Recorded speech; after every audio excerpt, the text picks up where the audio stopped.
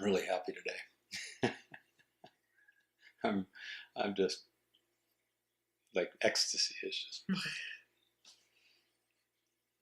and it's when we often say that to people, I'm really happy. What's one of the first questions they ask?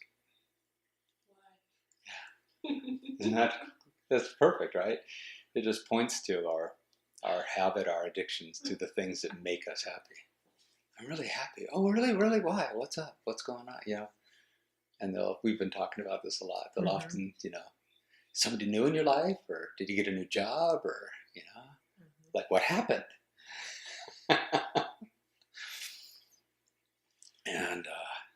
And in this moment, the answer is that I've stopped looking.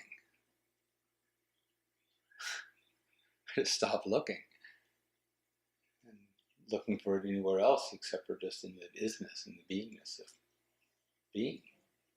Sure enough, there it was.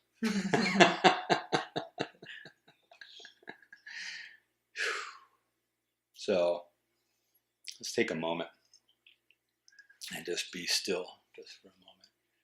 And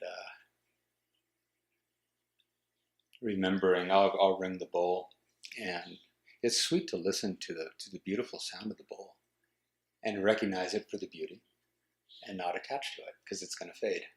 It's going to go away.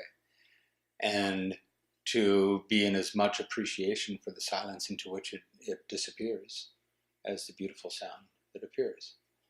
So all sound arises out of silence and returns to silence. Silence is actually the more eternal, stable state of being. Even underneath the sound, when it's making its beautiful sound, underneath that there's the silence. And all this activity in our lives, situations and conditions, they all appear and disappear, come and go, born and die. But they're always the coming and the going. And today we're going to talk about the attachments to the coming and going. Or the abiding in the isness that's underneath all of it, eternal, unchanging. So take a moment, find your breath, follow it into the body, and just be for a few moments.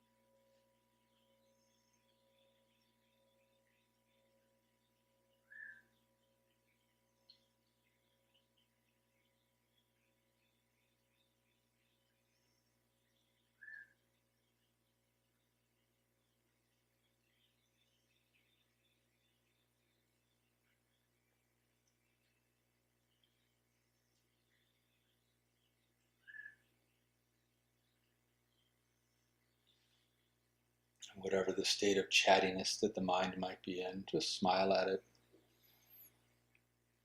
The thoughts are just clouds passing.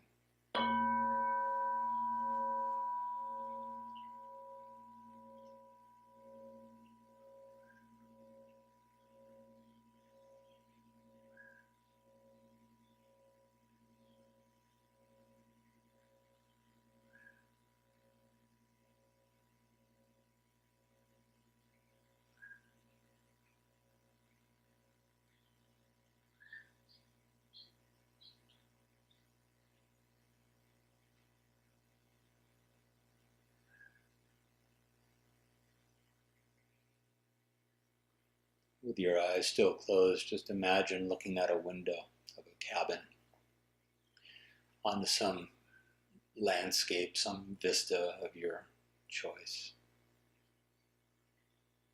And just imagine as you're gazing out to this vista that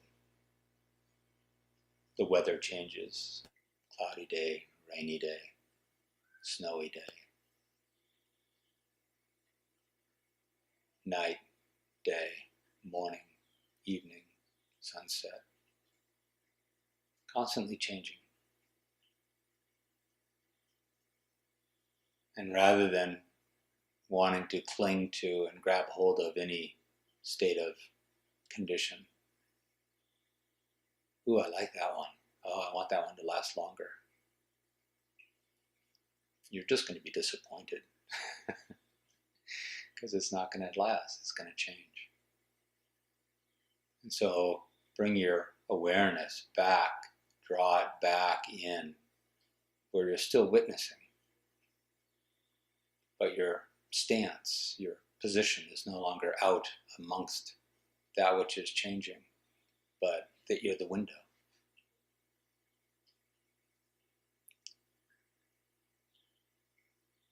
The unchanging, stable witness that sees it all, witnesses all of it as the awareness.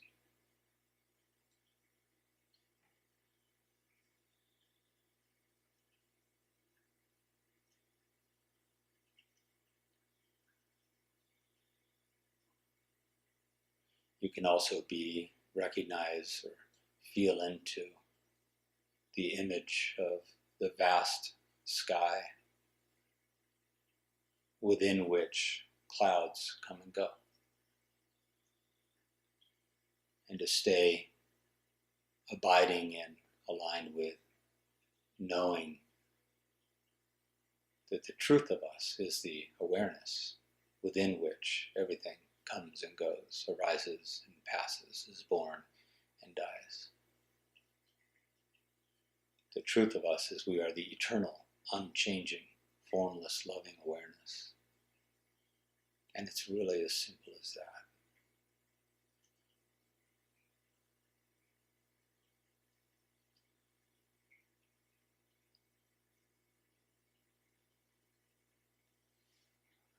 Take a few more good, beautiful, sweet breaths.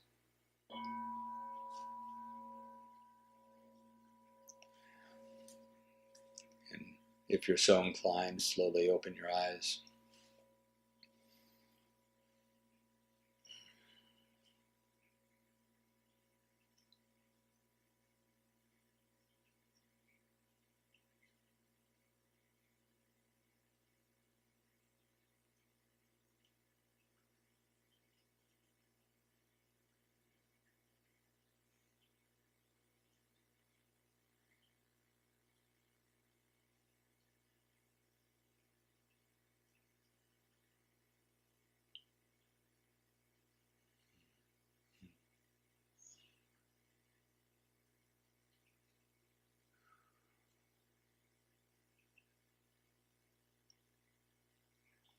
Go ahead and look out the windows here. And just as being the window and not attaching to any particular condition that you prefer and the weather pattern outside the window, look out and practice just witnessing, noticing the isness that shows up in all these different forms, but don't name any of the forms. Don't name tree or rock or sky or prayer flags. Just isness. Oh, look, more isness.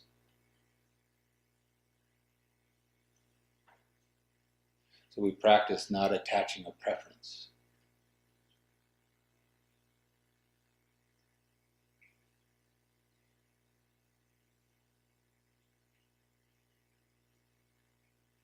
We practice interrupting the habit of interpreting and assessing value, threat, degrees of good and bad.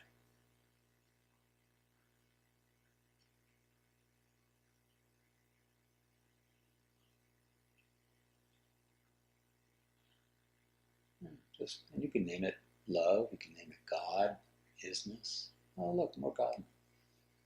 Oh, yeah, more God.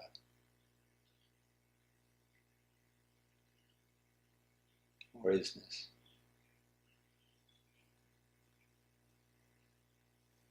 And then bring that awareness to yourself. Oh, look, more isness.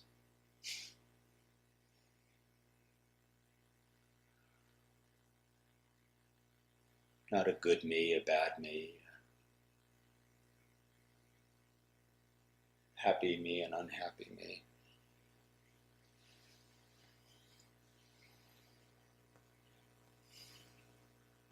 just presence.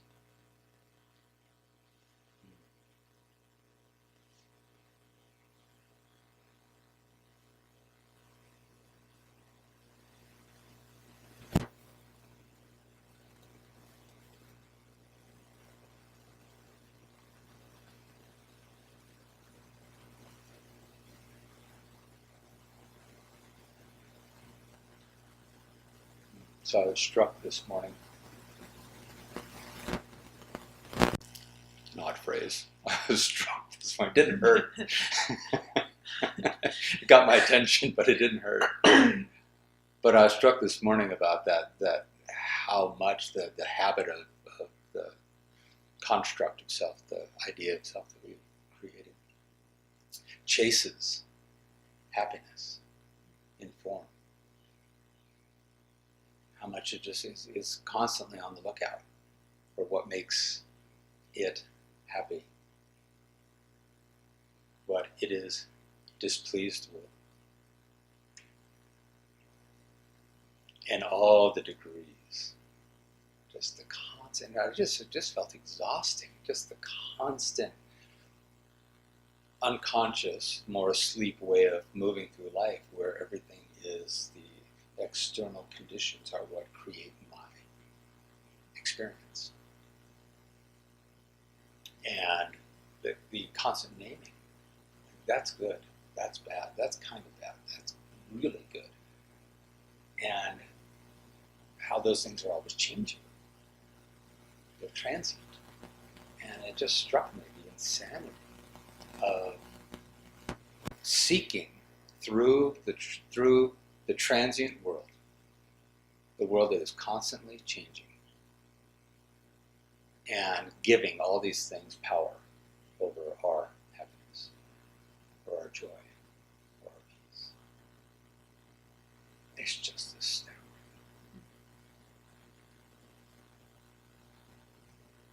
Oh, this thing that's going to change, that will not stabilize. I'm going to try to cling and hold on to it. Because I really like it in this moment. I really hope it doesn't go away, and if it goes away, I'm screwed. That's just nutty. So we can scan our lives and look at the places we're doing it. Some of them are obvious. Some of them are more subtle. Some of them are just so habitual. Relationships is one of the primary ones, right?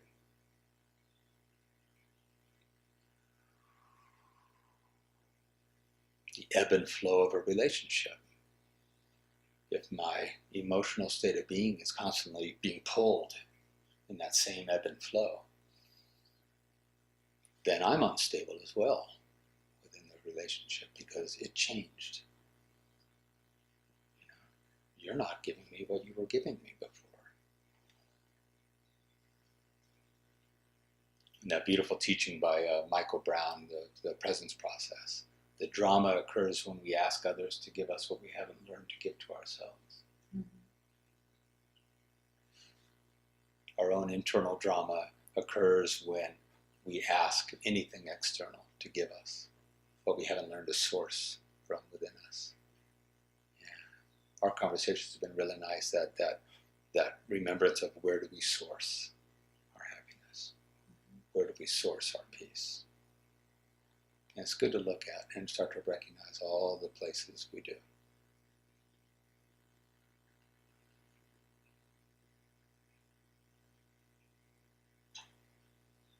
A couple of months ago, I was meditating, and it must have been last summer because it was hot, so I had all the windows open.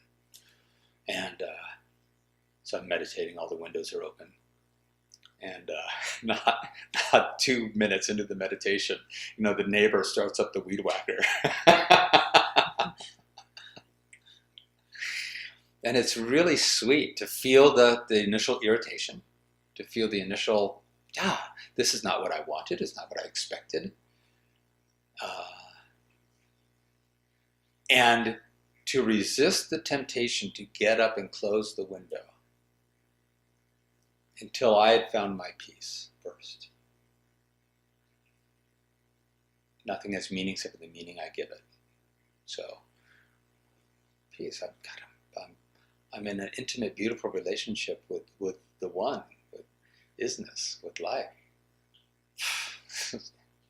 That feels so good.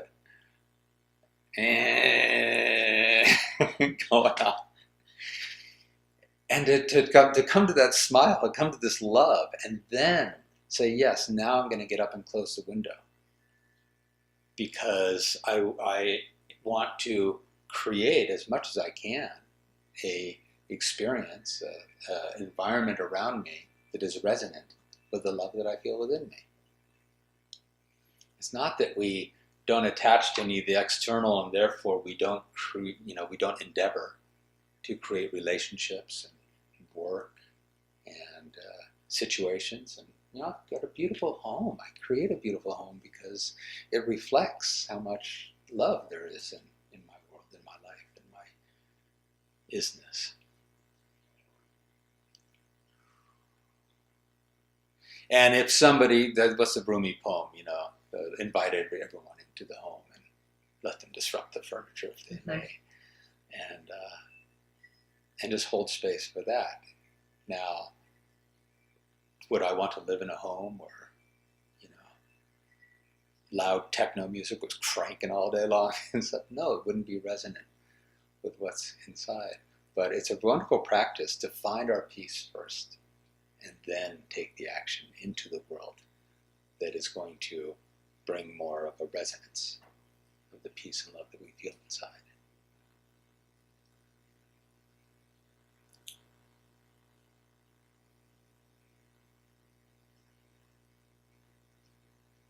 And I wanted to talk today about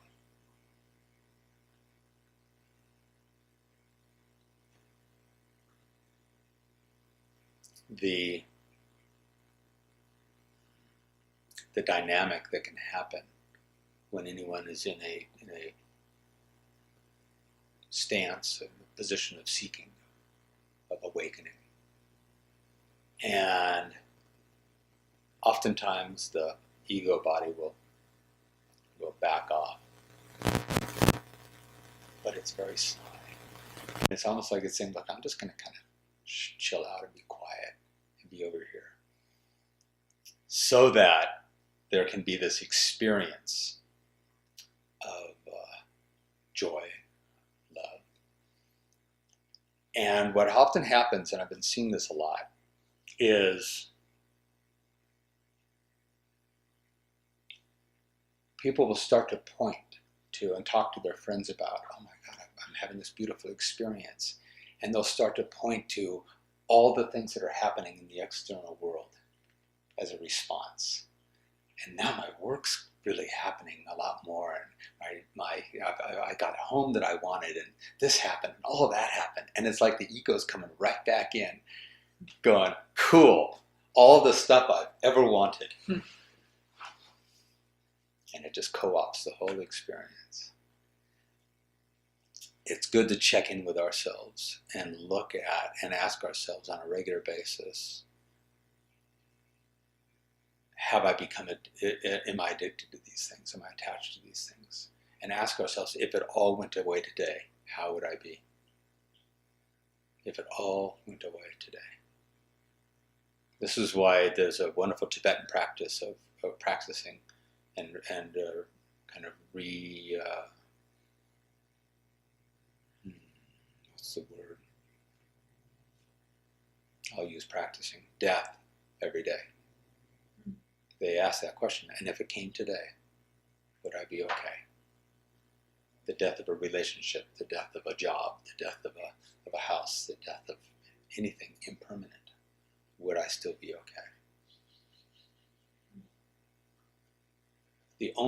And so I had a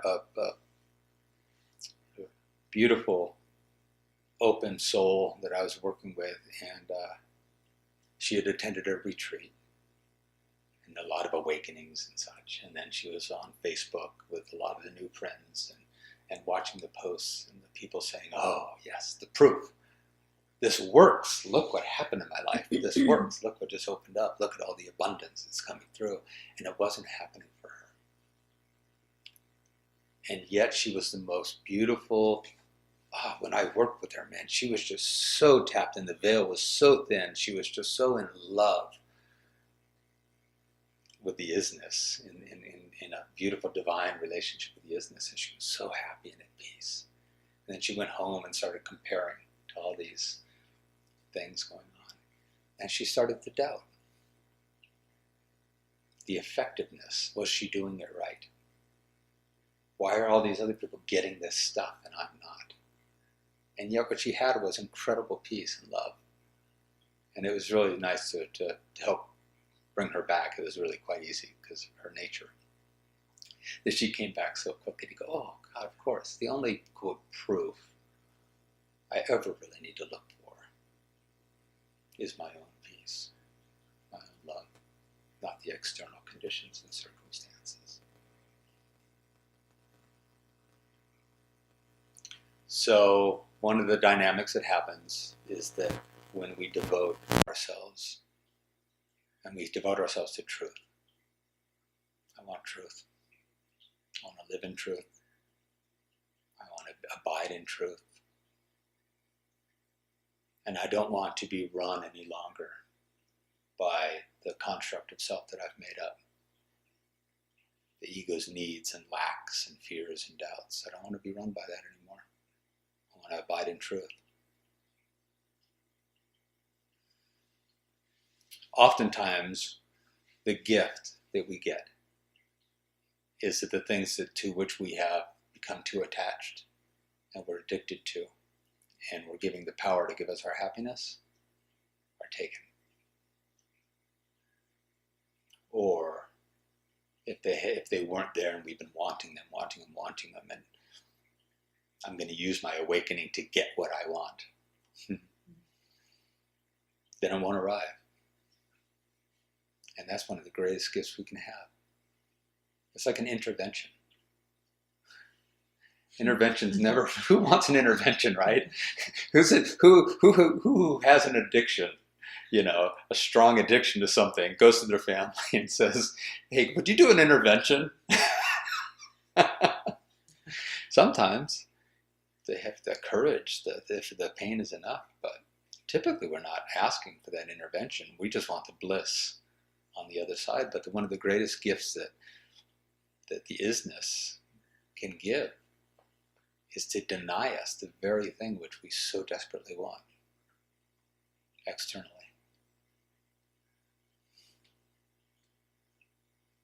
But I'm supposed to get, but when I awaken, when I have this beautiful experience, when I devote myself to God, to the one, to the isness, abundance is just supposed to arrive. No, what arrives is anything you need to help you see where you're still addicted, attached to the form, and not abiding in your formless truth.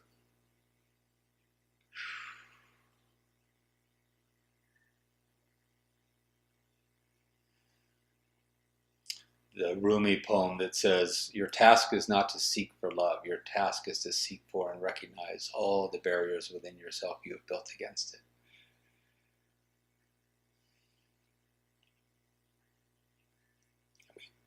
We curse God. Why am I not getting these things that will bring me happiness? Because that's the problem. You're still attached to those will bring you happiness. And again, not to say we don't create lives that have beautiful things and opportunities and conditions that can align with and resonate with and enhance the happiness that we feel. But when we give the sole responsibility for our peace and our truth and our happiness to anything other than Source, then if we're lucky, there will be an intervention. That's good. Yeah. So, do any thoughts, sharings? What comes up? I like to open it up to this little dialogue as well, if that's resonant.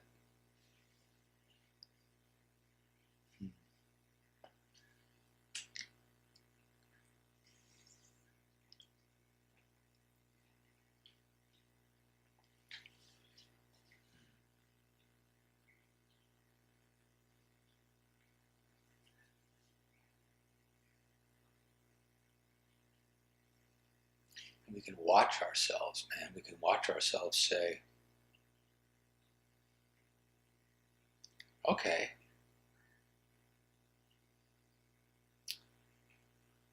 I'd be willing to give up everything, if that's what it takes for me to recognize that it is not responsible for my peace and my joy and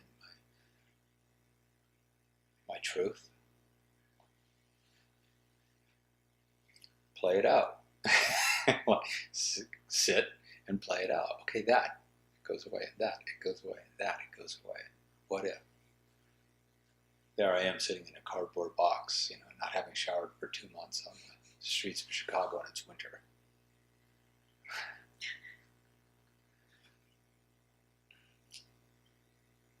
Could there be still an aliveness, a peace? I tend to like to take things to extremes to test things out. But when I was traveling in Nepal, my first year in Nepal, I remember sitting with a beggar who had a withered leg. He was on a cart. He had a withered leg kind of thrown over his other leg, and very destitute. And I was with a good buddy of mine who had been there quite a bit. And he said, hey, let's stop talking to this guy.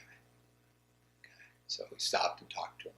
And I'm a photographer, so I asked at one point, can I take his picture? I said to my friend, do you think I can take his picture? He goes, I don't know, ask him. I was being so delicate, around his condition, because I was projecting my discomfort on his condition. Would it be okay? And I said to him, would it be okay if I take your picture? And he's like, yeah, fine. I take his picture, and my friend was interpreting, and I said, it's okay. He goes, yeah, look, this is my life. This is the condition that I'm born into right now. You're born into a condition. You got a really nice camera. You're wearing really nice clothes. Apparently, you have some wealth, and this is my condition. Because I'm just not basically interpreting, but basically saying I'm not putting any story on it. All of this. Here I am. I have the breath of life, and I'm able to be conscious of God. What a gift!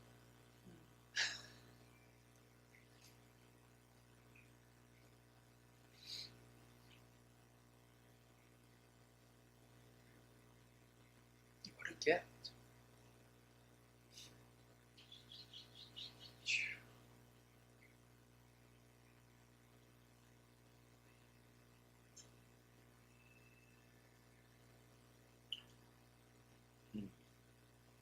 Wild, isn't it? Watching in the outside world and just watching it all go down in the way it is, and recognizing how deeply in the illusion and in the dream so many are. We just didn't have good teachers, typically. But what a blessing that we can come together, share and talk, explore, remember.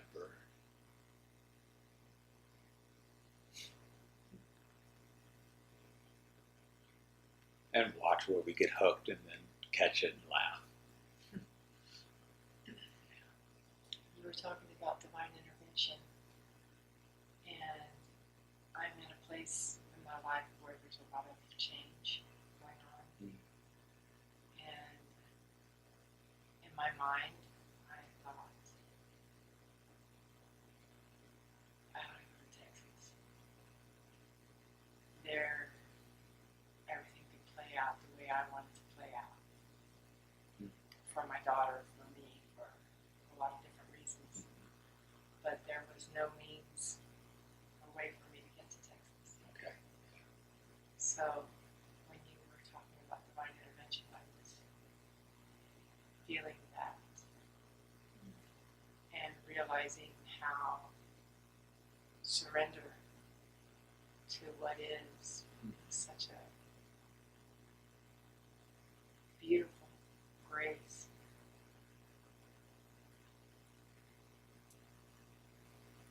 Because it's not about what you figure out. And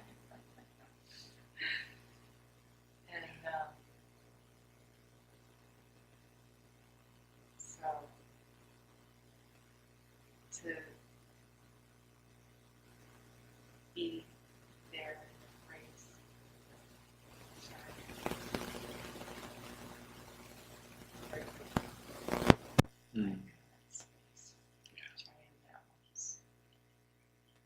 And what I'm hearing as you speak that is it doesn't sound like it's a giving up. Oh, it's just Like it's not a defeat or anything of that no, nature. nothing like that. No, nothing like that. It's just almost like an unfolding. Mm-hmm. So my challenge would be to not want it to be any specific way or want anything or be waiting for anything or looking for anything, but to just be and have it unfold. It sounds like a very open stance, a very open place. Open to It is, yeah. what is and what may come next. There's a subtle difference, and sometimes not so subtle, isn't there, between want and need? Yeah. This feels good. Texas feels resonant. And it'd be interesting. I'm open to, the means to appear if that works. Mm-hmm. But I so hear you not having your happiness, your sense of peace dependent, the need for it to happen, and then I'll be happy. That's not what you're experiencing, right? Mm-hmm.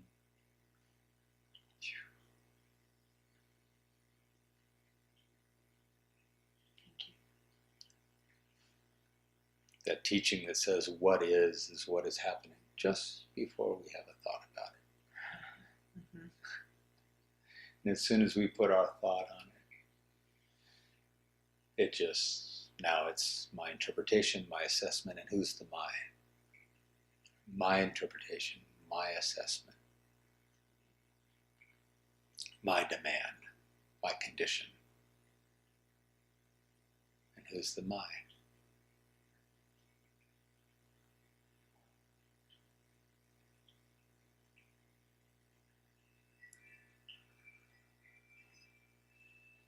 The construct of self that we've created.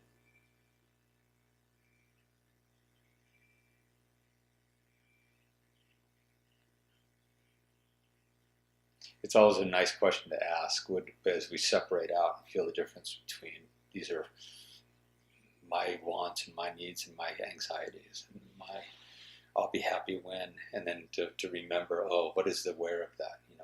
What is perceiving? What is the perceiver of all this that comes and goes in my conditions? And does it have that need? Does it have that demand? Is the isness saying, "Oh, okay, I'm now feeling at a great deficit until this condition shifts, and then I'll be fine." It's like God saying, got to get it all in order again, and so I can be fine.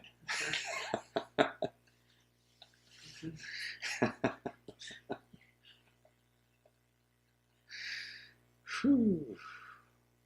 This is the root cause of suffering, is just simply the disconnection from the truth of who we are. And the identification with the temporary state of being that we created and is constantly changing and will not stabilize. Like we were saying out there, if it can be perceived, it's not who or what you are. It can be perceived, it's not Yeah. who or what you are. Yeah.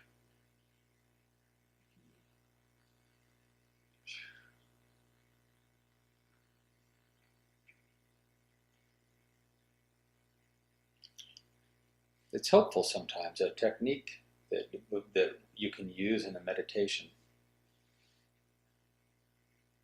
It's hard to describe, but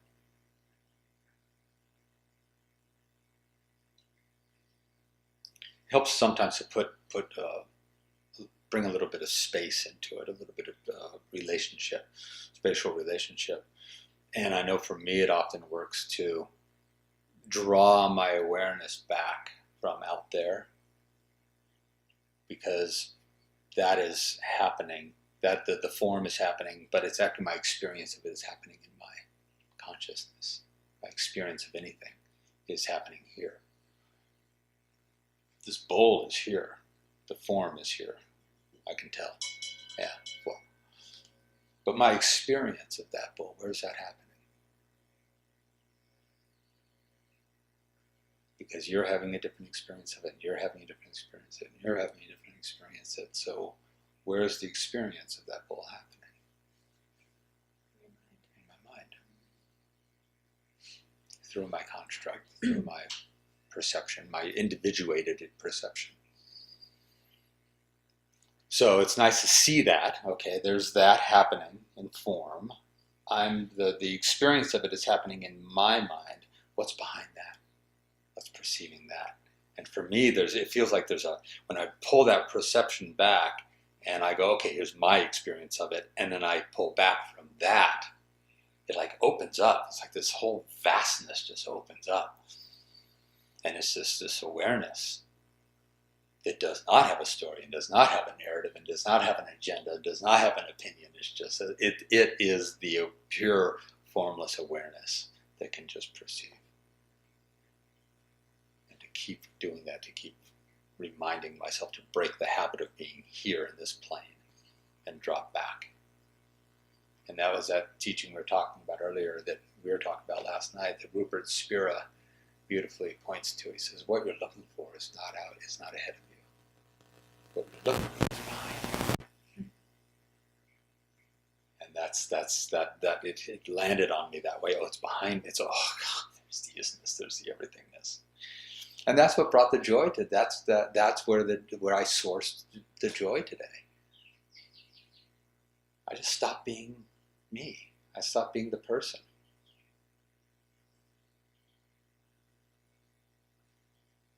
Isn't it? Just it's a very joyful place. The everything. We're the only ones who muck it up. That's it. It just gets really simple. The only ones that muck it up is our constructed image of self. That's it. Stop being that. That's Mooji's teaching. I just love that. Stop being the person.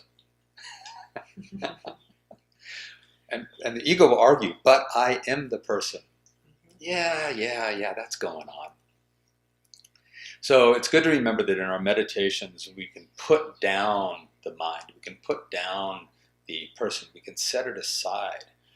Not that we can necessarily completely live that way without a persona, without an ego, without a sense of identification. I heard a definition once that just said, look, I've got a sense of personal identification, so I know whose mouth to put the food in. It's handy to have some sense of, this is my bowl. It's not yours. But, I know whose car to get into. I know whose house to come into at the end of the day. I've got some sense of personal identification. It's just that when it's the forward-only sense of self, it creates the problem. So we put it down in the meditation. We abide and we breathe into. What if I had no beliefs? What if I had no conclusions, constructs, narratives, stories that needed to be upheld and defended, projected? What if I was free of that? What if I had no past, no history?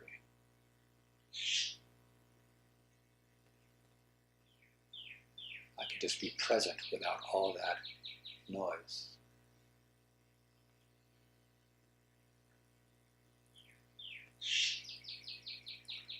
And it gives us this access, doesn't it, to, there it is.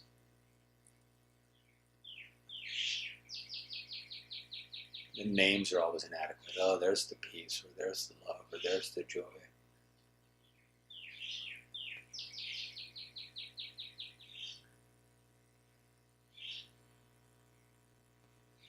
We practice putting it down, putting the noise down, so that we can experience, cultivate, renew a relationship with the isness.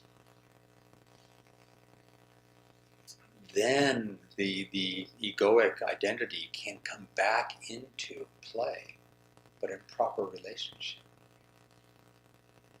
It's not running the show. It's not demanding. It's not asserting its conditions. Or when it tries to. They have to go through, it tries to, and our awareness now is so cultivated and enhanced that our awareness of who we really are can say, oh, that's nice. I see you trying to assert your conditions and needs again. And I hear you.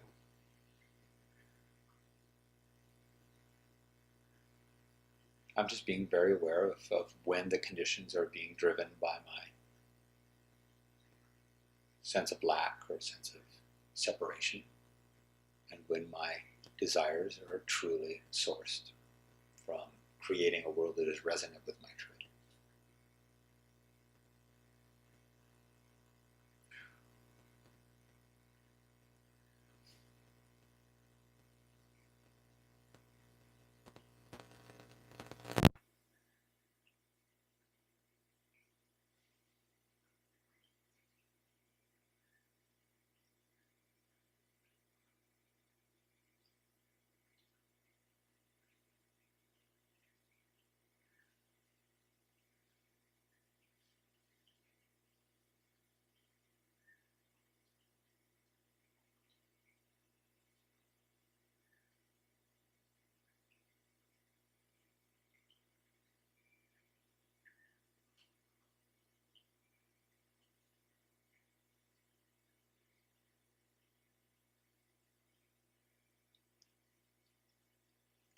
I don't know of any other more direct way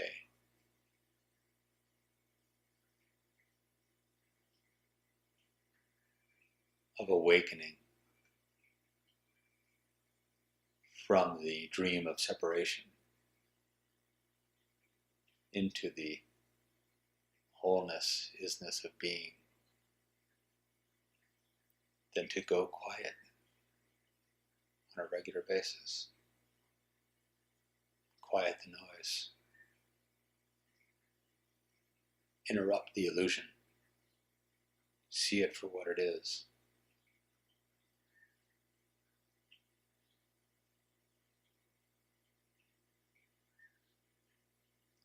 And I'll point to not rushing to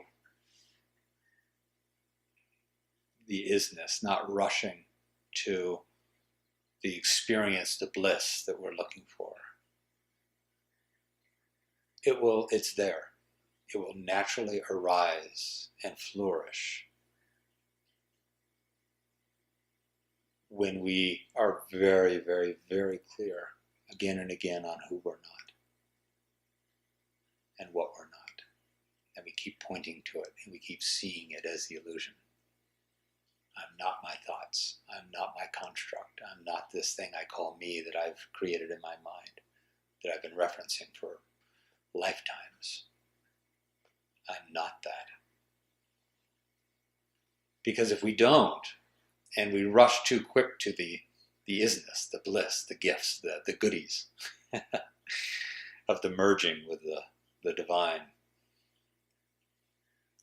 and there's still even a little bit of a belief in the illusion of self, because we haven't really broken it down and dispelled it and let it go, and like we were saying earlier, burned it to the ground.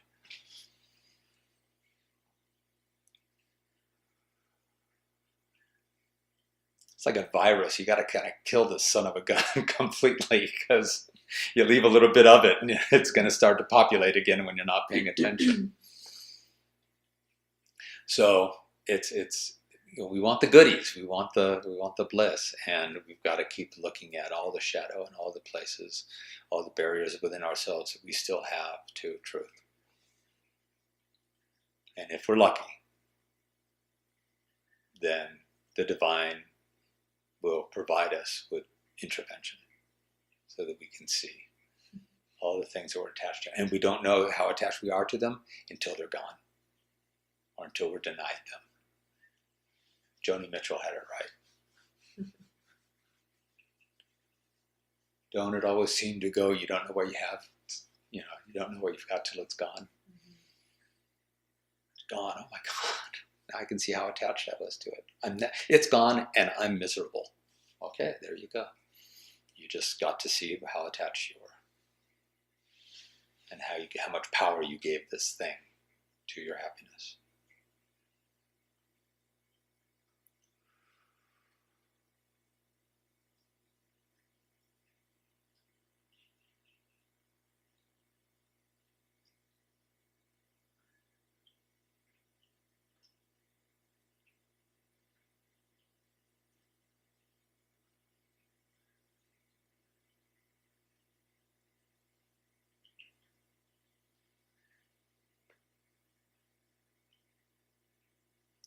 So it's why I appreciate my teachers, why I appreciate community,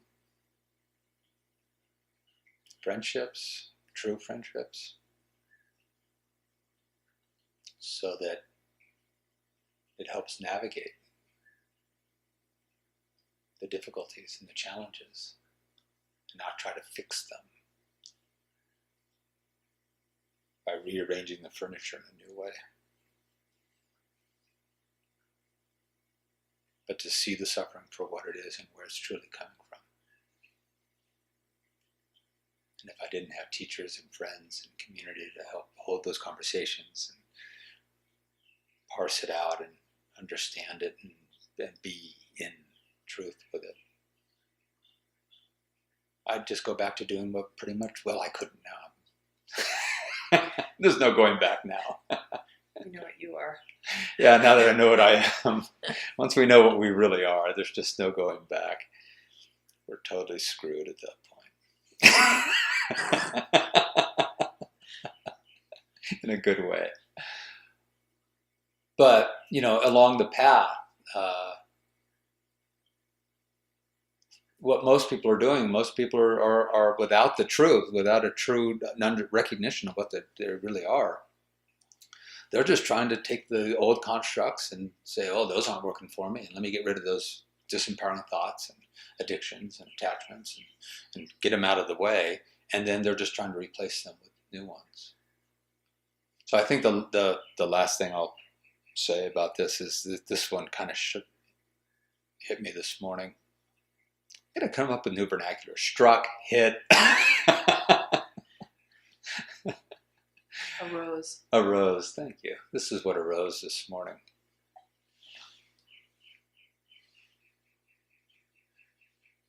That so we're talking about attaching to anything that is transient for our happiness and our peace. Even a peace that is constructed from having better thoughts. You hear this a lot. Oh, I've been practicing gratitude. I've been practicing remembering to be more peaceful. Remembering to, I've got my ideas. I've got my thoughts. I've got my phrases. I've got my mantras, and they remind me to be more gracious or be more peaceful. If it's still a mind construct, then it is also temporary. It won't stabilize. Does that make sense? Yeah. And